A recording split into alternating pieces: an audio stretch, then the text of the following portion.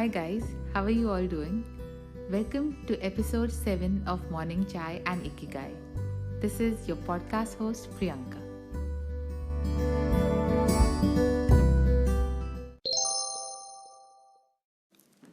At the very outset of today's episode, I will like to say that I am a proud Indian and have always been one. I am proud of the underlying unity that still exists amidst all the diversity in our country. I am proud of the fact that even after 200 long years of British rule, of oppression, of subjugation, we Indians did not lose hope. We did not lose courage. It was a long struggle, but our revolutionaries, our leaders, they stood tall and they fought against the British for what we rightly deserved, for what was rightly ours. And we finally attained independence.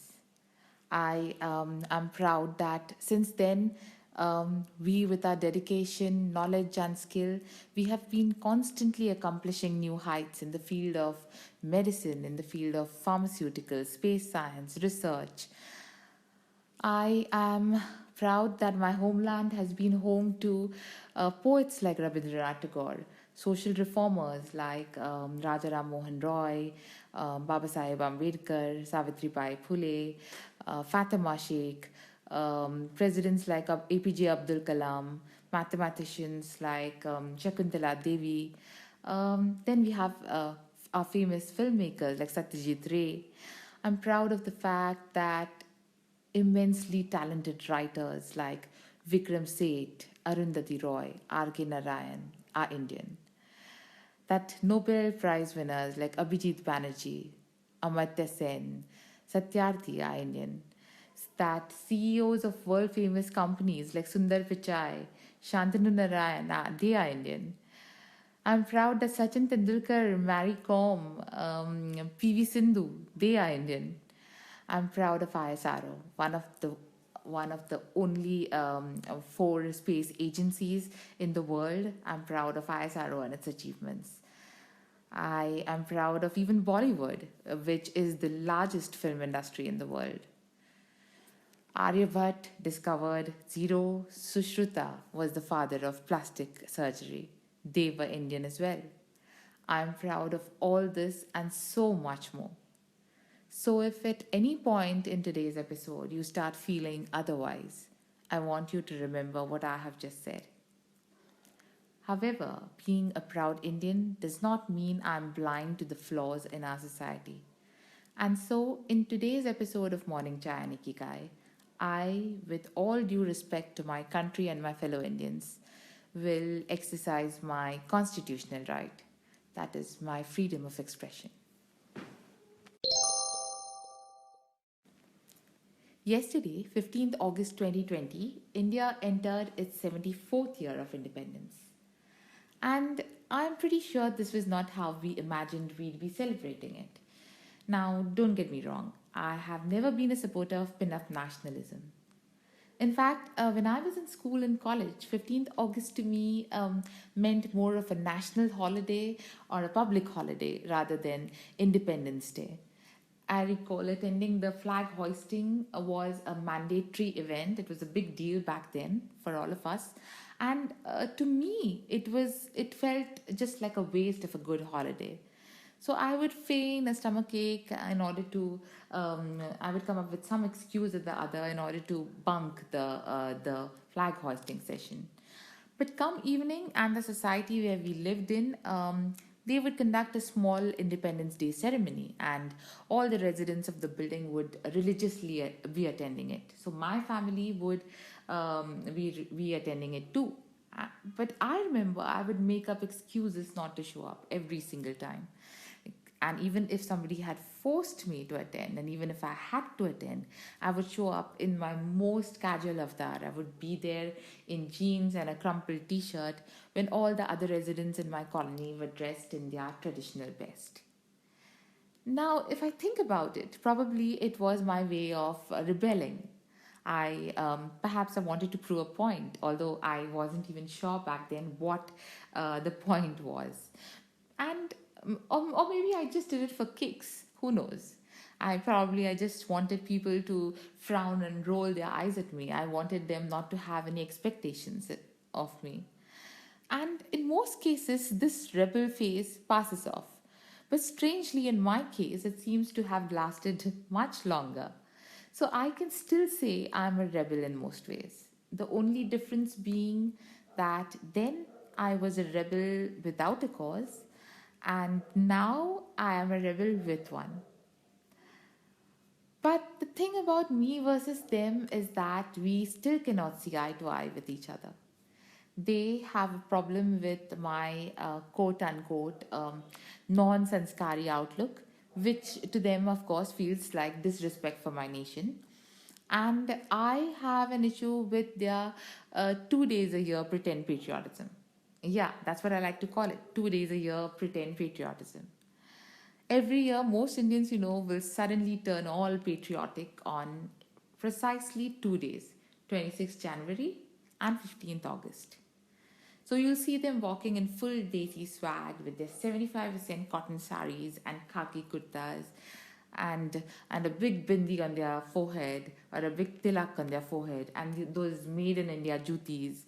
And then they will start clucking their tongues at people like me, people who firmly believe that nationalism is not to be displayed publicly, but it is more of an intrinsic thing. It's a more of a sacrosanct feeling. But however much I believe in this, I have realized that trying to argue with someone who has a preconditioned outlook like theirs is like banging your head against a stone wall. And you wouldn't want to indulge in that, not unless you have a thick headed skull yourself. Because, um, because debating with them only manages to make prejudices stronger, perhaps more out of anger and a bruised ego than from logic or a sense of reason. So I remember an incident from long ago. One of my medical school professors, we were talking on this topic of independence, and he almost scoffed at our ideas of nationalism because he disregarded our attitude. He thought we were being very flippant and casual about it. So I still remember the way he looked at me like I was a total lost case and a lost cause. And I remember him saying that I did not know the value of freedom because I had always known it, or something to that effect. So, of course, he was someone who had seen the pre independent era as a child. So, he at that time we thought was old school, and we were young blood to him, young, insolent, rash, brash blood to him. So, we thought him as old fashioned, and he considered us irreverent. But there is this thing about irreverence which I believe in. I think that irreverence is important because it does not bind you in any kind of social obligation. So, what happens is sometimes we stay loyal towards a particular school of thoughts more because not because we are fully convinced, but more because we are respectful towards that particular idea. And being irreverent gives you the liberty to change your thinking as and how you are convinced. So it gives you a more flexible outlook. And I believe when the world around us is constantly changing, how can our thoughts, our preferences stay the same? We have every right to change, to grow, to evolve. Anyway, Independence Day yesterday did not feel the same. There was no judgmental jingoist waving paper flags in my face, and oh, those flags that are usually found dumped on the streets of on 16th August. But who cares? We proved our point, right? So there was no one like that yesterday. The flag hoisting ceremonies in public places were being cancelled. Um, there was no Independent Day functions organized. There were no blaring loudspeakers playing patriotic songs from Bollywood movies. And in a strange sort of a way, I realized what my professor had probably meant years ago. I realized how being unfree, for lack of a better word, felt like. Seriously, think about it. Right now, we cannot go to our favorite places. We cannot eat at our favorite restaurants or even hang out with our friends. In fact, COVID is making sure we don't even come in close proximity of each other. If this is not lack of freedom, what is? And for once, a part of me really felt like keeping my rational thoughts aside and attending the flag hoisting. I wanted to see my friends. I yearned to see them yesterday. I wanted to dress up in anything other than jeans and visit my favorite hangout for a bit. And it was so frustrating not being able to do that with the ease and the fearlessness that it was supposed to be done with. Of course, ultimately, I found a solution. I ended up dressing up and seeing my friends in a Zoom meeting instead. But it's just not the same, is it? Something that we took for granted has now become a rarity, and that makes us crave for a sense of independence, of freedom, of mukti, not just from the existing COVID situation, but more importantly from all the negativity, the irrational fears, the anxiety that is associated with all of it. Um, Besides, they say an empty mind is a devil's workshop, and most of us are a lot less busy than we'd otherwise be. Add to that the news headlines straight out of a horror story, and it's not like the usual problems are going anywhere. Hunger, disease, poverty, deforestation, corruption, pollution, discrimination, discrimination based on religion, on caste, based on gender, they all exist. So it's like this dreadful cocktail of trouble that we are constantly trying to run away from, but we cannot hide from. Now, of course, not all of us are acquainted with these problems firsthand. India is a country of extremes like that. But we cannot deny the fact that we Indians are extremely emotional people. And what we see happening around us, what we see happening to people around us, that determines our mood, our mindset. And in these grim situations, it is easy to get carried away by emotions, emotions of jealousy, emotions of anger, of bitterness, of helplessness. So that brings me to the age old question that I have been asking myself every 15th August, and more so, I have been asking myself yesterday. Are we really free? Rabindranath Tagore, in his poem titled Prarthana, had summed up beautifully what we as a nation needed back then. And strangely, even today, 73 years after independence, I find myself wishing for almost the same things. I find myself hoping that we may someday be able to wake up in that quote unquote heaven of freedom that he was talking about. Having said that, I believe that hope springs eternal. And if you see with a positive outlook, you will notice change is happening in small, in tiny, in sometimes imperceptible ways.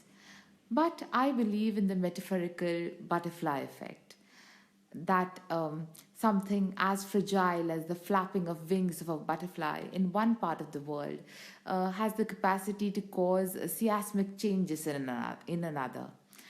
And hence, I believe that every drop of change, every gesture of positivity is going to help us create that ocean, that freedom, that heaven of freedom that Tagore was talking about.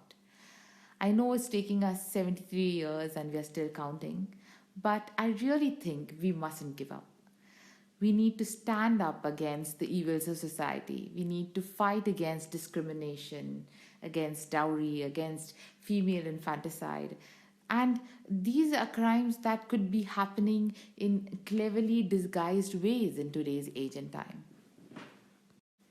They say that our Janta Janardhan is capable of fighting the biggest evils in society. Then why is it that there are not enough people trying to raise a voice against these social evils, against the inequality and discrimination that we see around? Well, I have a reason for that. In 1978, there was this man called Mark Granovetter who put forth a remarkable explanation for groupthink versus individuals in that group. So, according to him, when we are a part of a group, our our decisions are influenced by how other group members act or have acted. So he said that based on the individual's own value system, each person, he said, will have a threshold or a minimum number of people in that group who need to perform a certain action before he chooses to follow them. So, so that is the reason probably why we need to make sure that we choose the right friends to befriend, and we choose the right groups to be a part of. Because we all have our groups, and we often wait for others to take the lead. Because following is much safer, it's much more simpler than taking the first step. But we should realize that this is exactly how major changes are put off for tomorrow. And as we all know, tomorrow never comes. But like the chai ad on TV says, Jago Grahak Jago. It is never too late. Wake up. And wake up everyone around you as well. Think about it. A tiny gesture, like paying off the traffic police to save you from getting a challan, means that you are contributing to this huge mess of corruption. And sometimes we are so embroiled in this mess that we don't even realize that we may be a part of this vicious cycle. We may be the reason why it is happening. So, Jago, break the link, get out of that chain. Jago, the next time you see your mother, your wife, your daughter sell themselves short, sacrifice their dreams for family, you break that chain. We Indians have the tendency to glorify women as martyrs. Our women always play supporting caste. She's meant to be the doting mother, the caring wife. She's supposed to take care of the house and manage a job at the same time. But desires, what about her desires, her choices? A strong woman is often seen as a threat in Indian society. So stop that chain. Get out of that circle. If you think females are crying hoarse for equality, then that is only evident of the fact that it hasn't been achieved yet. Let's change that fact before we talk about freedom. Jago, the next time someone in your family asks a stranger for their gotra, for their caste, for their subcaste. Ambedkar died fighting for the annihilation of the caste system. But it is very much still prevalent in insidious ways in our society. And what is caste really but a regressive divide made by man that renders him superior or inferior based on his birth and not on his merit? And how imbecile are we to continue this system generations forward without even stopping to see the logic or the lack of logic, rather, in it? We can only be a free nation. We can only consider ourselves free when we break out from this chain, when we remove off our blinders, when we stop this discrimination. In fact, for all those of you who are against reservation, here's a thought to chew on. Putting it plainly, reservation or the highly controversial quota system is a compensation of sorts assigned by the Indian government for all the terrible atrocities committed by the so-called higher castes on the so-called lower castes back in the day. And at the risk of opening a can of worms, I would still say this, so listen carefully. For all those who are crying foul about the reservation or the quota system and wish it to be abolished, for all those of you who have your blinkers on and who are still in denial of the fact that caste discrimination exists even today, here's a fun fact for you. You may be just setting your own tail on fire. See, it's simple. By denying the existence of caste discrimination in today's society, you are, in a way, condoning it. And if caste discrimination continues, the government will have to continue compensating as well. So reservation will continue. Now you decide. It is only with the disappearance of the last vestiges of the caste system that the reservation system can be brought to an end. So if we stop discriminating today, it would probably, and hopefully, if we are lucky, take at least 50 odd years to settle the score or the backlog of the atrocities that the higher caste committed on the lower caste.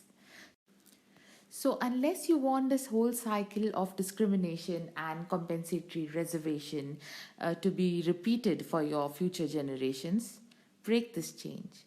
Stop the discrimination. But mind you, do it because you believe in it.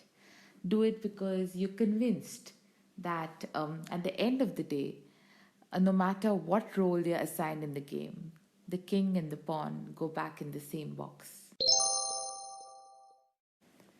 Jago, the next time you see someone litter the road with candy wrappers and used bottles or chewed pan, stop them from damaging our ecosystem. There is a reason why the air feels so much cleaner and the trees look so much fresher during this lockdown. But when this pandemic is over and life starts all over again, let's not go back to what we used to be. Break the circle of pollution. Restrict, reuse, and recycle when it comes to plastics. Because these damage our ecosystem and eventually they'll enter our food chain. Limit consumption of fuel for your vehicles. Something as tiny as giving up that plastic straw for your milkshake can prove to be of so much benefit to the environment. Resorting to a cloth bag for your groceries can cause such a positive impact. Do that. Make the change. And let that be the message of this episode of Morning Chai and Ikigai. Remember this. It is only when we succeed in driving away these inhibitory extrinsic factors that we will be able to manage our internal fears and our anxieties and keep them at bay. And now, I've heard people complaining about Indians leaving our country for foreign shows. They see it as some kind of betrayal. But why is it that this brain drain is happening? Think about it. Given a choice, I'm sure these people would love to return to their country. But what is it that is keeping them away? The crime rate? The injustice? The discrimination? The downhill situation in India? Now, you would argue saying that this happens in foreign countries as well. But wouldn't the indifference of a foreigner feel less of a betrayal than the indifference of a fellow Indian? We expect more from those we hold close, don't we? And probably that is why I, like so many other Indians, is also expecting to see a positive change. Because being an Indian has taught me that. It has taught me that hard work, that resilience, that patience eventually pays off. So, whichever part of the world you may be right now, keep your head high and your hopes up. On that note, this is your host Priyanka signing out. Jai Hind, Jai Bharat.